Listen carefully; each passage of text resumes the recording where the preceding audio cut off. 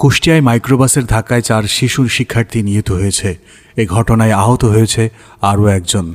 নিহতরা হল মিম 12, তানজিলা 11, বিথি 12 এবং মারিয়া 11। আহত হয়েছে ফাতেমা। রোববার 29 সেপ্টেম্বর সকাল 7টার দিকে খোকসা উপজেলার শিমুলিয়া কুঠিবাড়ি এলাকায় কুষ্টিয়া রাজবাড়ী আঞ্চলিক মহাসড়কে এই দুর্ঘটনা ঘটে।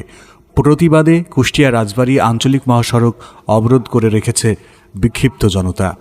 নিহত মিম শিমুলিয়া কুঠিবাড়ি গ্রামের মোহাম্মদ হানিফের মেয়ে, তানজিলা ও মারিয়া পালন শেখের মেয়ে, বিথি হেলাল উদ্দিনের মেয়ে। শিমুলিয়া ইউনিয়ন পরিষদের চেয়ারম্যান আব্দুল কুদ্দুস জানান, সকালে শিমুলিয়া কুঠিবাড়ি জামে মসজিদে কোরআন পড়া শেষে শিক্ষার্থীরা বাড়ি ফিরছিল। পথে কুষ্টিয়া রাজবাড়ী আঞ্চলিক মহাসড়ক পার হওয়ার সময় একটি দ্রুতগতি মাইক্রোবাস তাদের চাপা দিয়ে পাশের পুকুরে উল্টে পড়ে।